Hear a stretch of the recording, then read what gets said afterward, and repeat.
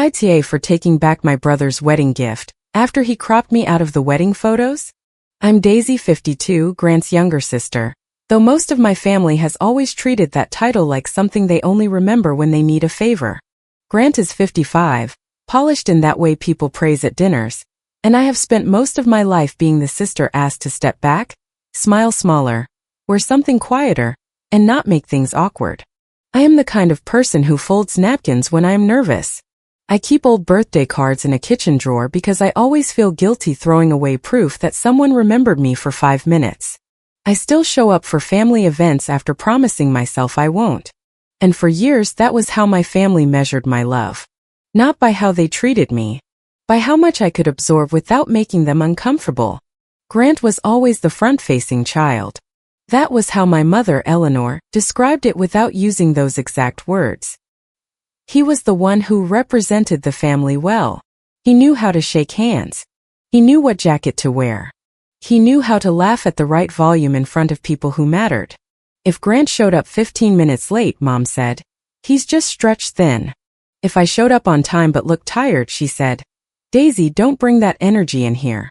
At family dinners, Grant could tell the same story 3 times and everyone would laugh like he had invented charm.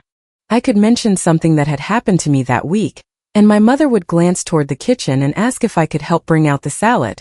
Your brother has always known how to carry himself, she told me once, after Grant forgot her birthday and I had been the one who ordered the cake. I remember standing there with the bakery receipt in my purse, staring at the frosting roses, wondering what I had to do to be seen as something other than useful. That question stayed with me longer than I want to admit. When Grant got engaged to Vivian, I tried to be happy for him. I really did.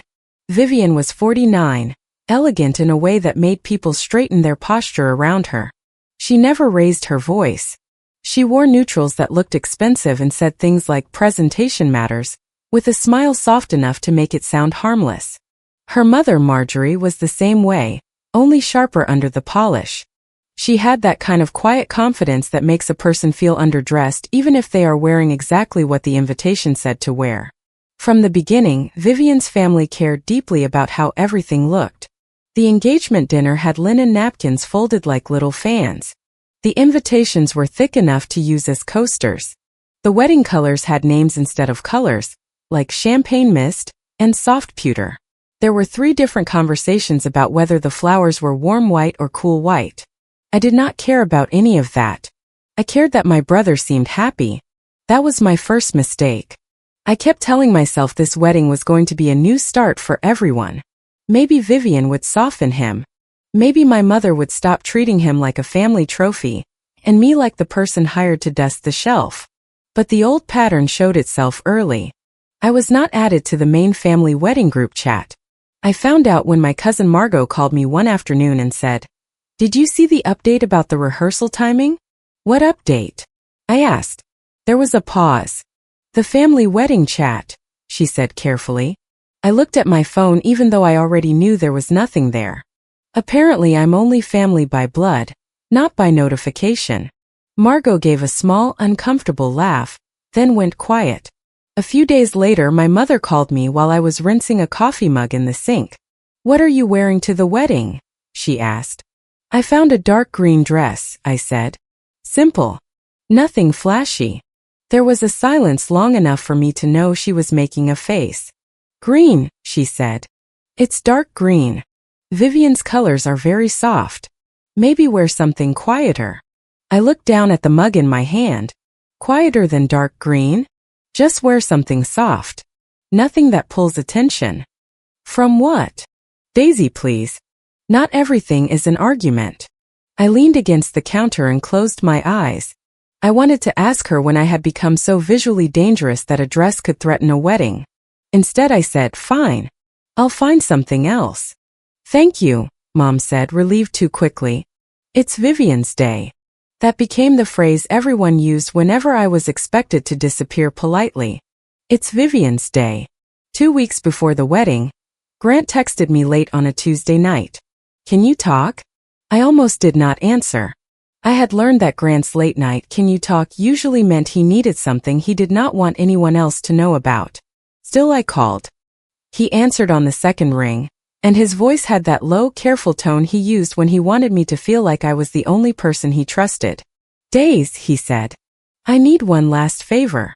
I hated when he called me Days. He only used it when he wanted me soft. What happened? He sighed. The wedding costs got away from us. A few payments are due after the reception, and the honeymoon balance is uglier than I expected. I did not say anything. It's not like I'm broke, he added quickly. It's timing. Cash flow. You know how these things stack up. I did know how things stacked up. I knew because I had helped him unstack them before. A car repair. A credit card balance he said was temporary. A deposit he forgot to budget for. A loan he promised to pay back in 3 months and then mentioned again only when he needed me to pretend it had been a gift. How much? I asked. When he told me, I sat down at my kitchen table. It was not an absurd amount. It was not movie villain money. But it was large enough that my throat tightened. It was several months of careful saving. It was enough to matter. Grant.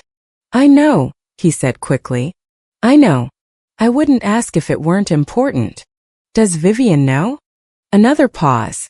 Not exactly. What does that mean? It means her family has a different way of handling things. They wouldn't understand our family history. Our family history?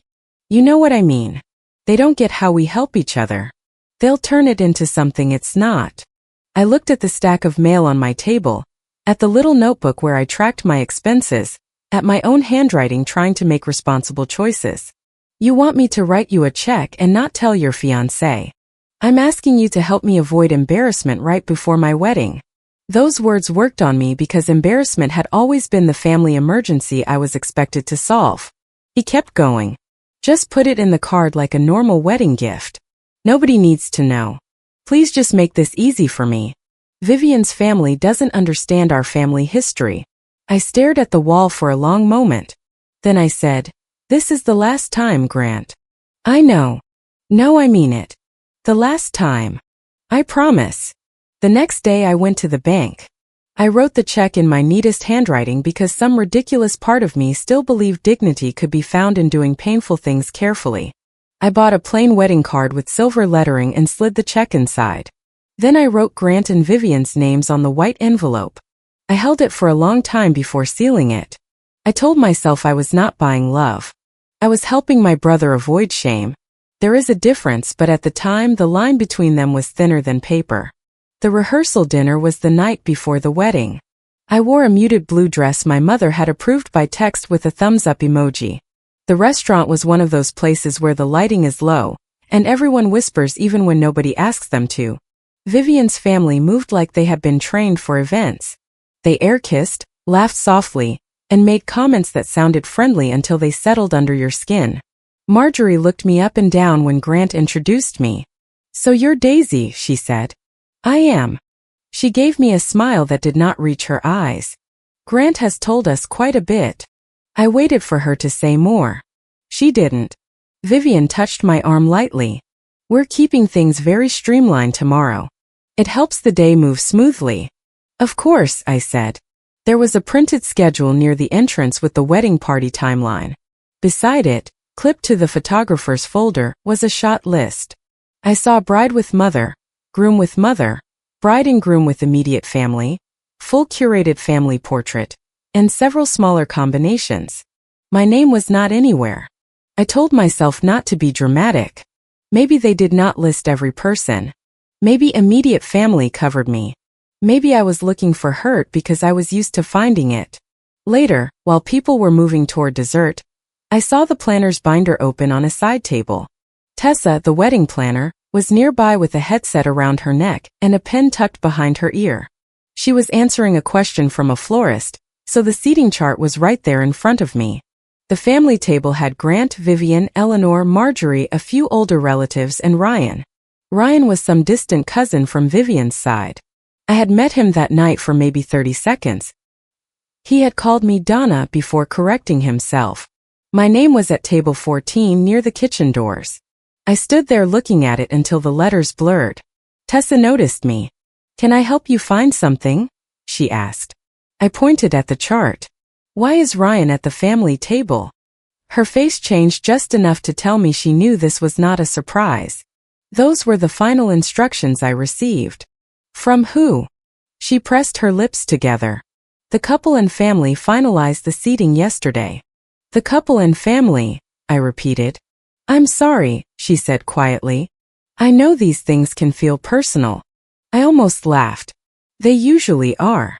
That night, I went home and placed the wedding envelope on my kitchen table beside my keys. I looked at Grant and Vivian's names until the ink felt like an accusation.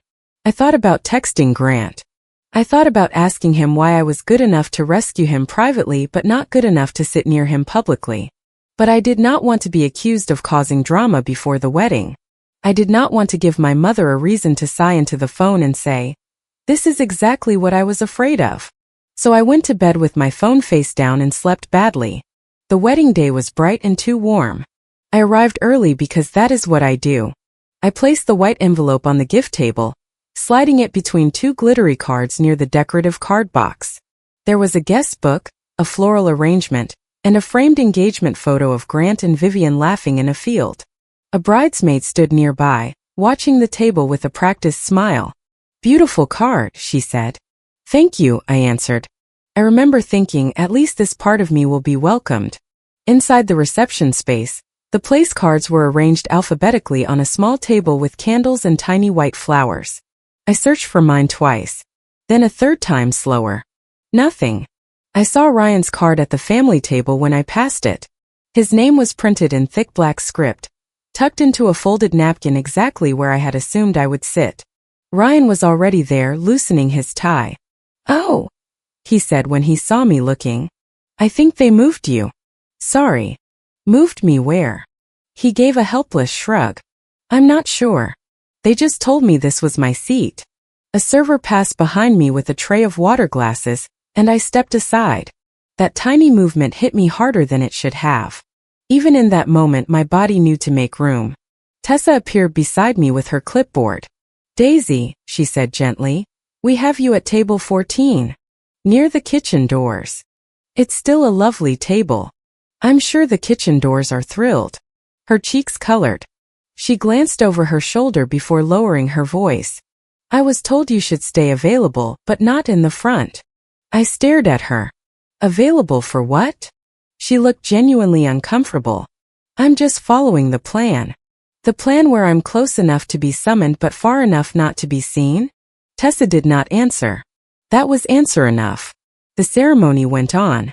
I sat farther back than I should have, between an old co-worker of Vivian's and a couple who spent most of the vows whispering about parking. My mother sat in the front row and never looked back. Grant stood under the floral arch in a fitted suit, looking exactly like the man everyone wanted him to be. When Vivian walked down the aisle, people sighed. She looked beautiful. I can admit that.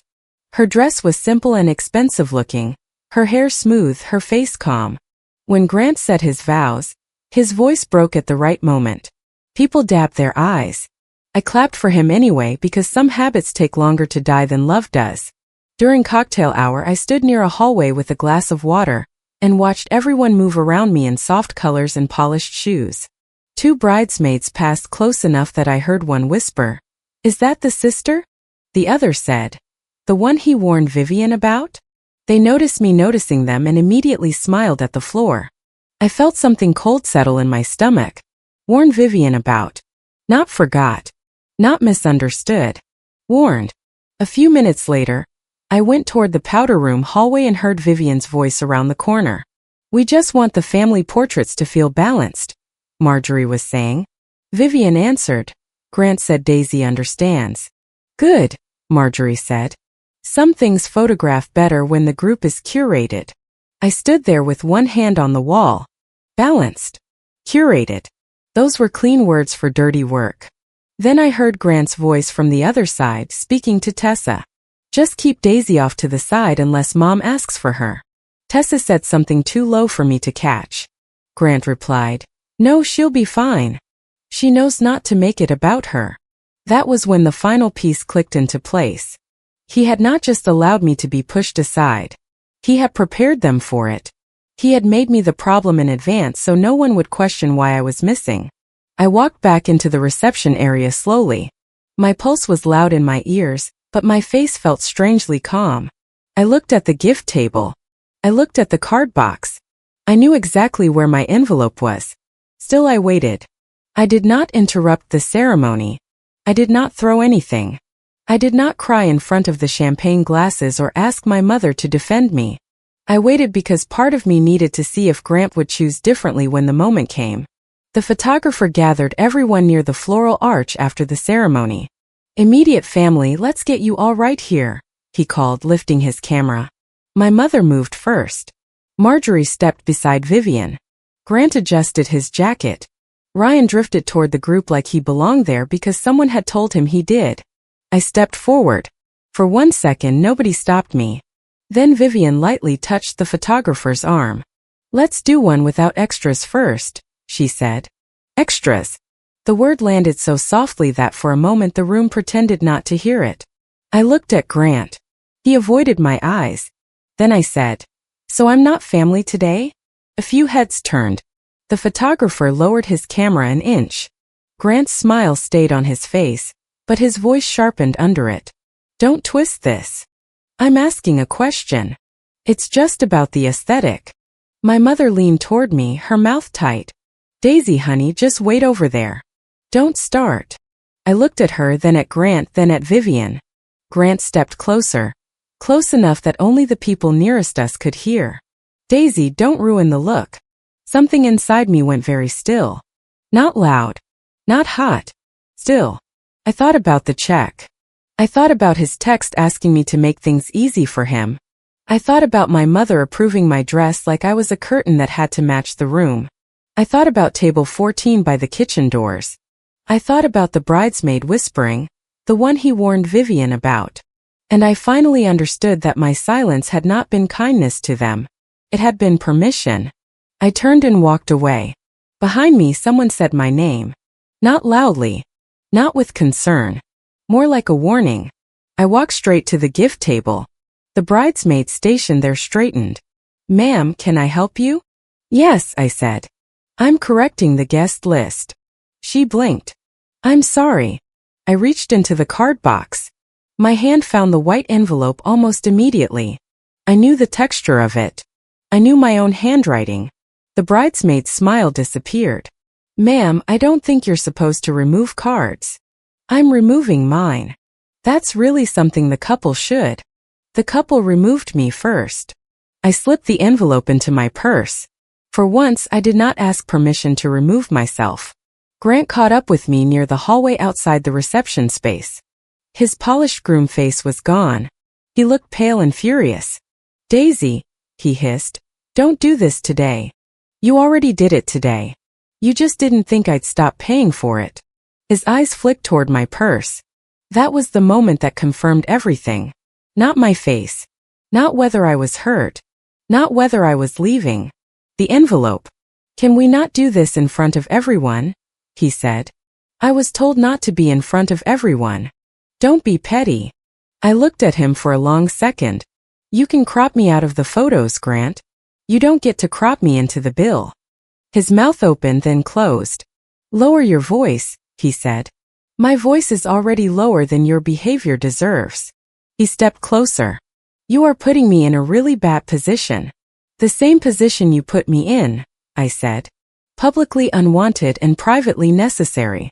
That was when Vivian appeared at the edge of the hallway with Marjorie beside her. Vivian still looked composed, but her eyes moved from Grant to me to my purse. "What is going on?" she asked. Grant immediately changed his face. "Nothing. Daisy is upset about a seating misunderstanding." I laughed once. I could not help it. Vivian looked at me. "Is that not what this is?" "No," I said. "This is about the check Grant asked me not to tell you about." The hallway went quiet in the way public places go quiet when everyone pretends they are not listening. Vivian's face changed. "What check?" Grant said. "Daisy." I took out my phone. My hands were steady, which surprised me. I opened the texts and turned the screen toward Vivian. "Grant. Please don't mention the check to Vivian." "Grant. Her family wouldn't understand our family history." "Grant. Just put it in the card like a normal gift. Grant, please just make this easy for me. Vivian took the phone slowly. Her thumb moved once, scrolling. Marjorie leaned in. The color rose up her neck. Grant said, "It wasn't like that." Vivian did not look at him. "You asked your sister for this much money? It was temporary. You told me everything was handled." "It was handled." "No," I said. "I was handling it." Grant shot me a look. "You don't need to make this uglier." I took my phone back. That was 2 weeks ago. Before I knew, I was only embarrassing until I was useful. Vivian's voice stayed low, but it had gone sharp. "You told me she was jealous." I turned to her. "Jealous of what exactly? The back table or the unpaid invoice?" Marjorie's mouth tightened. Grant gave us the impression this arrangement was best for everyone. Everyone who wanted the money without the person attached, I said. Vivian looked at Grant. "You said there were concerns about family tension." Grant rubbed his forehead. "Because there are. Look at what she's doing." "What I'm doing," I said, "is taking back a wedding gift after being told I don't belong in the family photos." "You embarrassed me," he snapped. "No," I said. "You gambled that I would rather be humiliated than be called difficult." For the first time all day, Grant had no polished answer ready. Then my mother arrived. I do not know who told her, but she came down the hallway fast, her dress swishing, her smile frozen for the benefit of anyone watching. She grabbed my elbow lightly, like I was a child misbehaving in church. "Daisy," she whispered, "could you not be selfish for one day?" I looked down at her hand until she let go. "I was selfless for 52 years, I said. "You just called it normal." Her eyes flashed. "This is your brother's wedding." "I know. I paid enough attention to be excluded from it." "You are humiliating him in front of Vivian's family." "Then he should not have lied to Vivian's family while borrowing money from me." Mom looked at Grant. For 1 second I saw panic on her face. Not concern for me. Not anger at him. Panic that the image was cracking. Then she turned back to me. "You know how he gets under pressure." That was probably the saddest sentence she could have said. 'Cause yes, I did know. I knew how Grant got under pressure. He found the nearest soft place to put the weight, and for most of my life that place had been me. "I'm leaving," I said. Grant's jaw tightened. "With the card." Vivian looked at me then. There was anger in her face, but not only at me.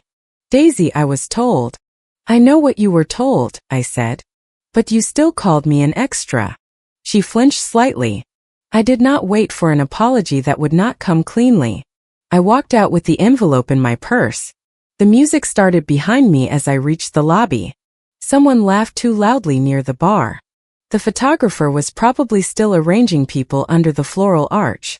Maybe they took the photo without me. Maybe it looked balanced. Maybe it looked exactly the way Grant wanted. I requested my own ride home and stood outside with my purse held against my side. The late afternoon air smelled like flowers and hot pavement. My phone buzzed 3 times before the car arrived. I did not look.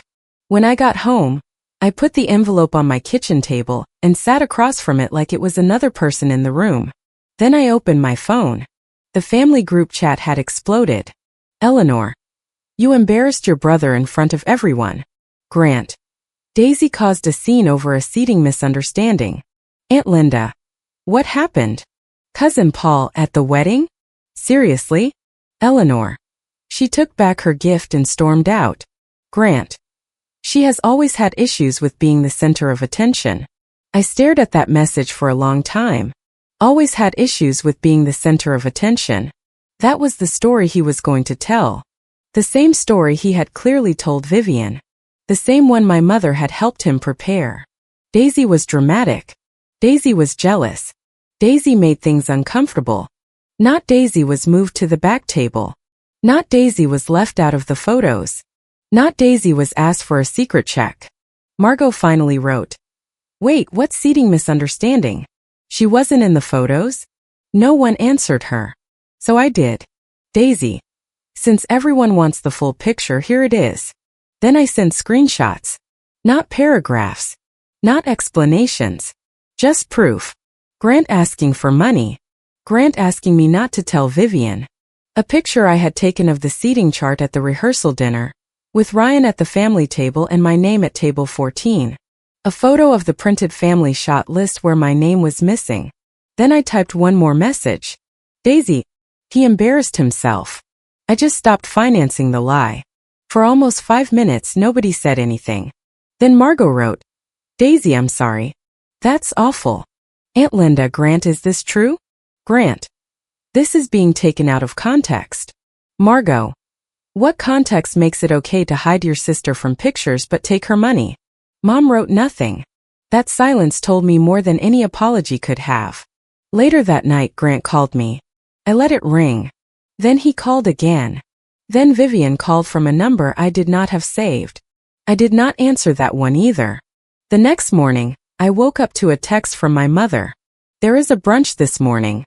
You should come clear the air. Clear the air. That phrase always means the person who was hurt is supposed to make the room breathable again for everyone else. I typed back. I won't attend a meal where the price of peace is pretending yesterday didn't happen. She replied almost immediately.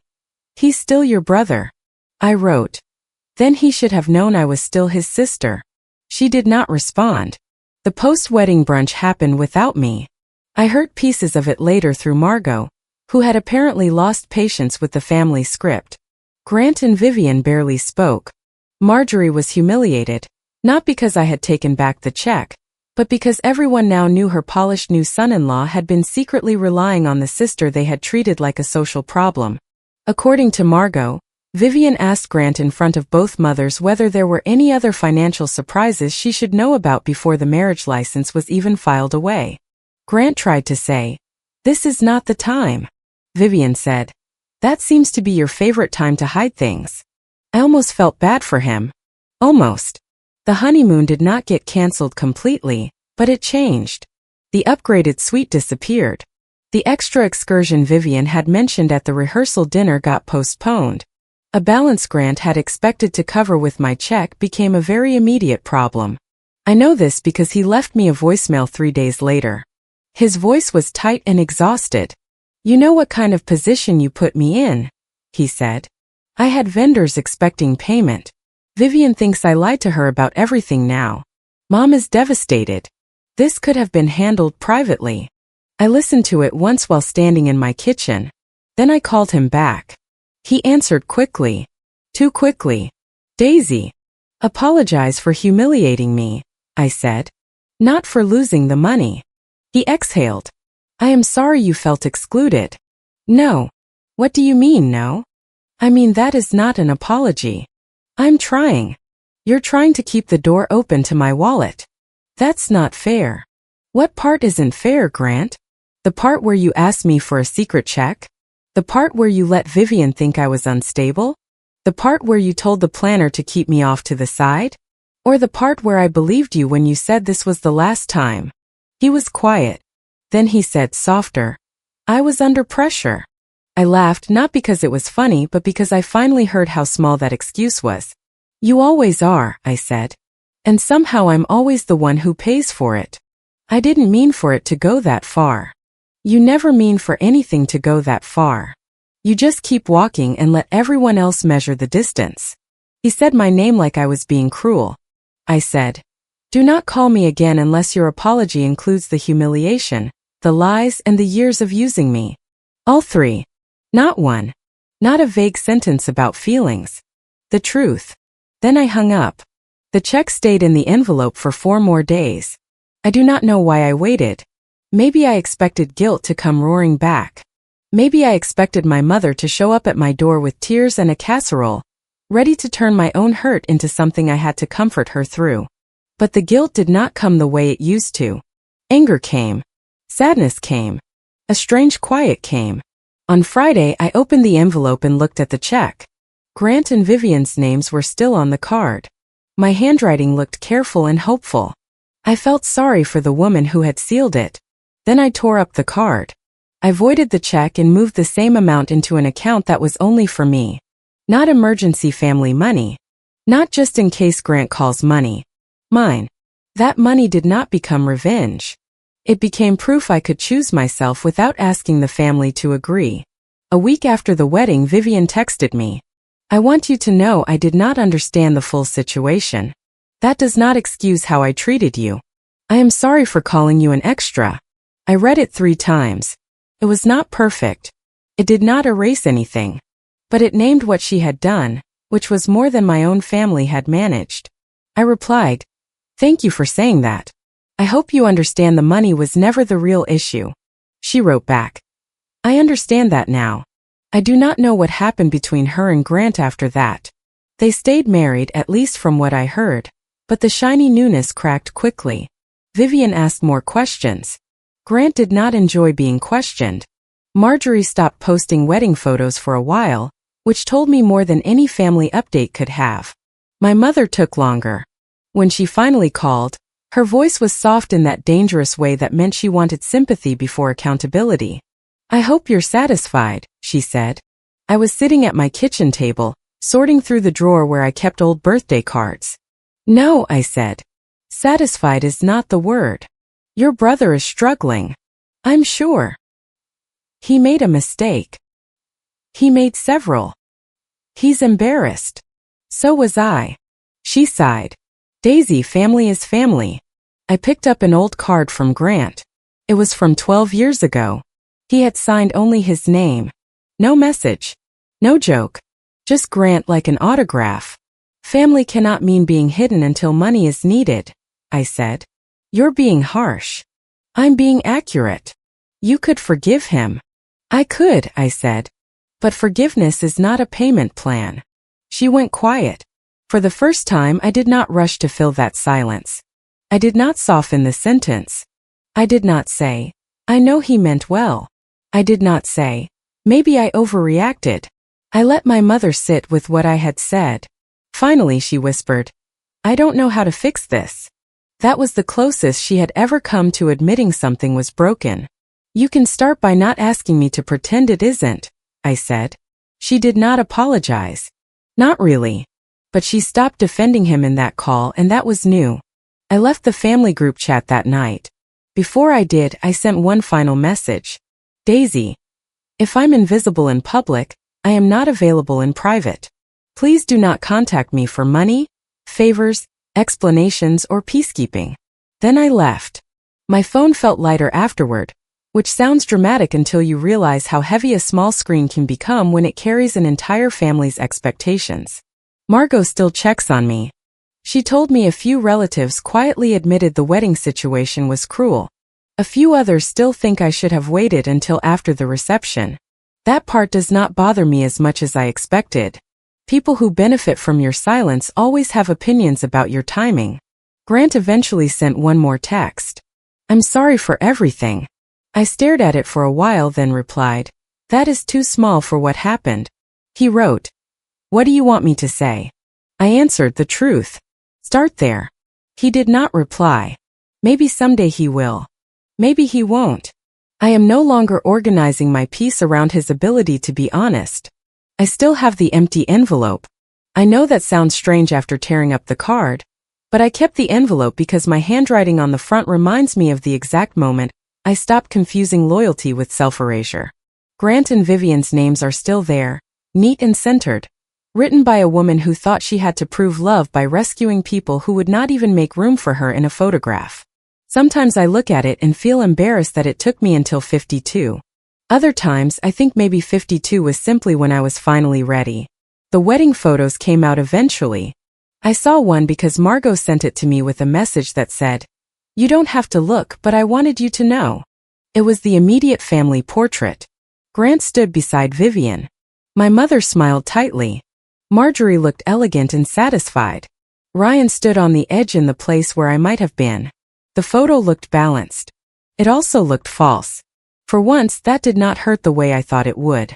I was not in the picture, but I was no longer hidden inside the cost of it either. There is a difference between being excluded and walking away. They tried to do the first. I chose the second. These days, my kitchen drawer has fewer old cards in it. I threw away the ones that felt like receipts for affection I had already overpaid for. I kept a few from people who had loved me without making me earn my place. I still fold napkins when I am nervous. I still answer messages too politely sometimes. I am not suddenly fearless or transformed into someone who never doubts herself. But I do not send money when guilt knocks. I do not dress quieter to make someone else's life photograph better. And I do not stand off to the side waiting for a family to remember I belong. They said I ruined the wedding by taking back my gift. But all I did was stop funding a family that only wanted me visible when the bill came due. If you liked it, don't forget to leave a comment and support the channel by subscribing. See you in the upcoming stories.